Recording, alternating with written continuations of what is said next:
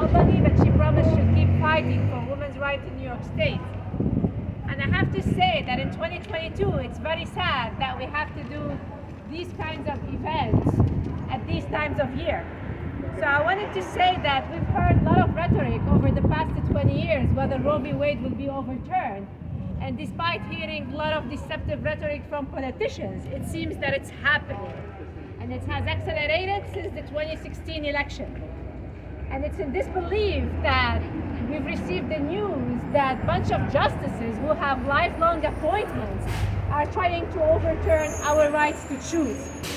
I wish justices like Neil Gorsuch, who has ruled in the past against a truck driver who lost his job for refusing to stay in an unheated truck, would take the same stand when it comes time to protecting the rights of women to choose.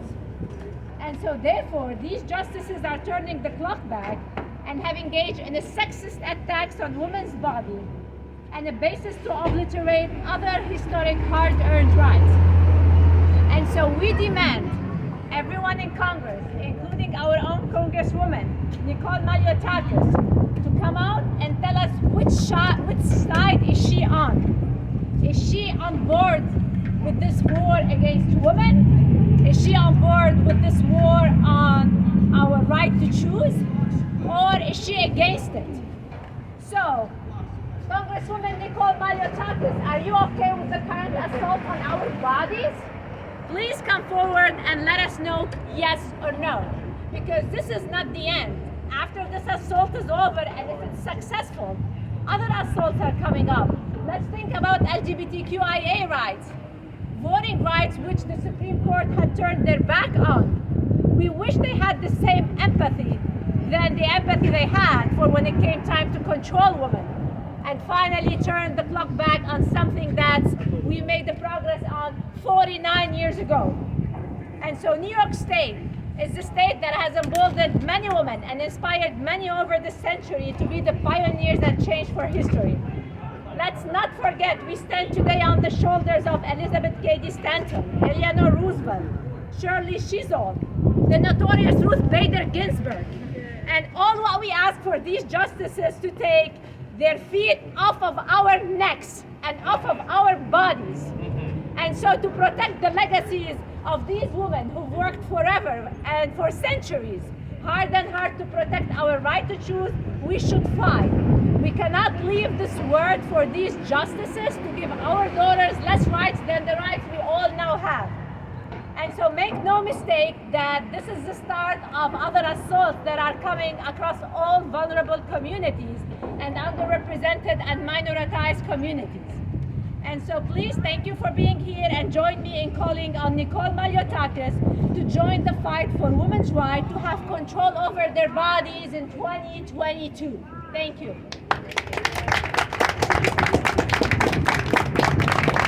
And with that, I'd like to first of all thank State Senator Andrew Bonatas not just for being here, but for passing the legislation that we need in the New York State Senate to protect our rights to choose. And therefore, I'd like to ask him to come next and let us know what's next for us who are fighting to protect Roe v. Wade. Thank you. All right, thank you, Reem. And thank you to all of you who came out here today to stand in unison and united to condemn not only this decision that the Supreme Court is purporting to issue, but to show this neighborhood that we're not going to take this sitting down. That we know that this has been a war that has been waged on women for generations. And we know that this has been a goal that this conservative movement has been working towards for generations. They have been planning for this. They have been working towards this. They have been organizing towards this.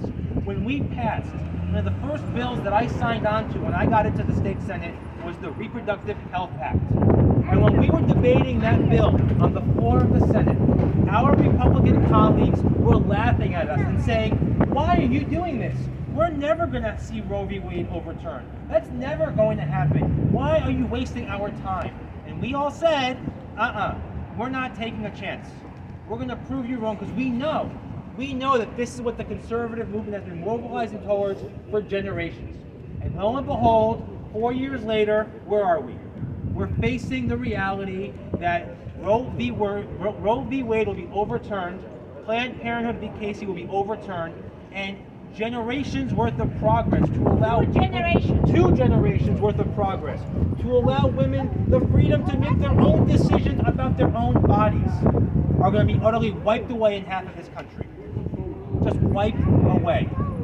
Now, it's great that here in New York we passed the Protect Health Act, but not everyone gets to live in New York. Not everyone has access to the laws and protections here in New York. And our Congresswoman has said it's not for her to say what's going to happen next. It's for the courts to say what's going to happen next. That's bunk. That is utter bunk. Because we know that voting has consequences. We know that when we put pro-choice people in office, they will enact pro-choice policies. We know when we put people in office who believe in people's rights to make their own decisions about themselves, that is the outcomes we're going to get. And right now, facing the Congress will be a decision to codify the right to choose nationwide in both the Senate and the House. And we're going to be watching to see what our Congresswoman does.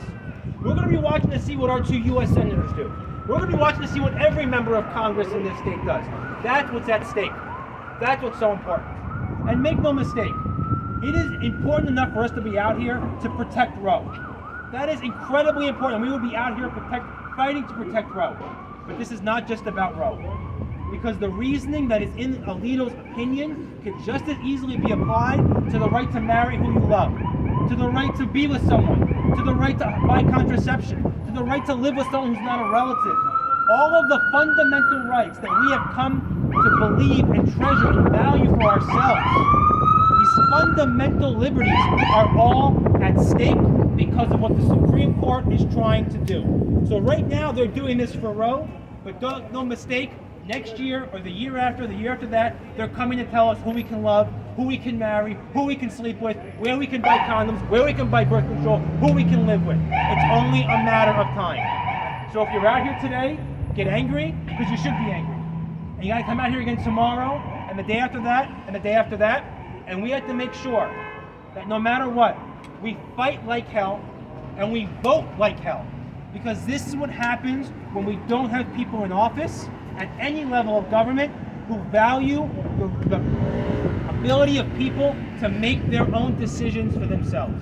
I want to thank the Bay Ridge Democrats for being out here, for leading this push here in the neighborhood, and you can be sure that when I go back to Albany over the next 12 days we have in the legislative session, we are absolutely going to do everything we can to not only protect the rights that we've already enshrined in this state, but to expand it so that people will never have to think twice about getting access to the healthcare choices and the reproductive choices that they so rightfully deserve. Thank you.